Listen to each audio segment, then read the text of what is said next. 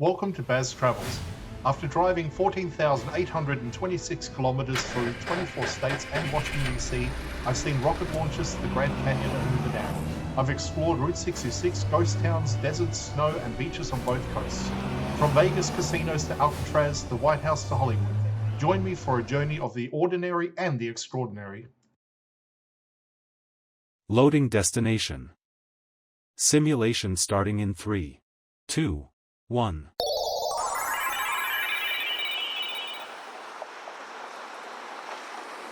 To look around, move your phone or tablet.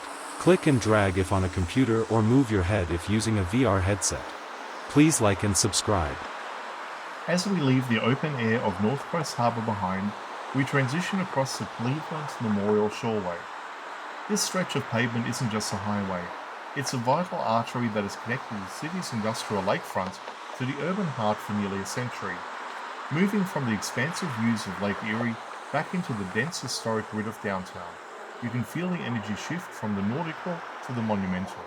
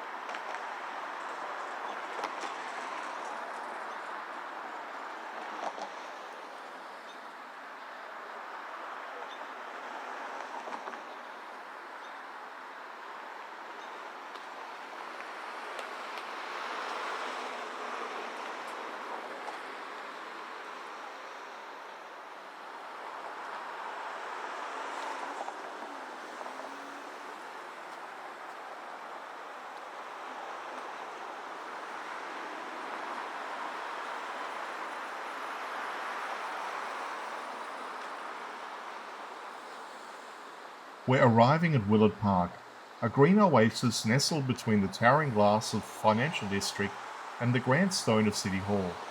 While the park itself is a beautiful piece of urban landscaping, it is home to one of the most famous, controversial, and recognizable pieces of public art in the world, the Free Stamp. Standing 28 feet tall and stretching nearly 50 feet long, this massive steel and aluminium sculpture is an absolute icon of the land. It's bright, Cleveland red, and looks as if a giant hand simply dropped it right here in the middle of the city. The history of the Free Stamp is just as bold as the sculpture itself. It was commissioned in the early 1980s by the Standard Oil Company of Ohio. The legendary business started right here by John D. Rockefeller. The artist, Claes Oldberg, designed it as a playful but powerful nod to the city's history of bureaucracy and industry. However, before it could be installed, the company was bought out, and the new owners weren't exactly fans of a giant office supply sitting right in front of their headquarters.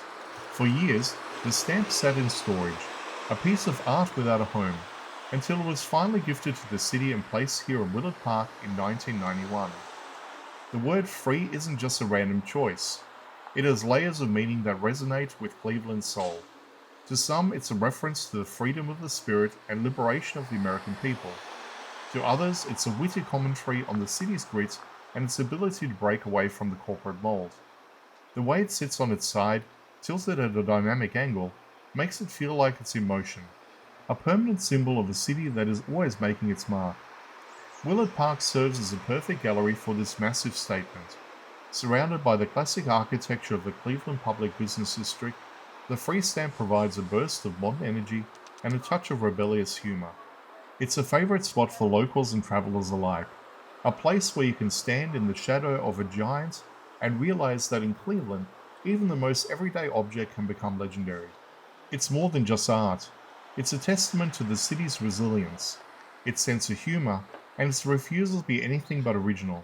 This is the 216, bold, unmistakable, and forever free.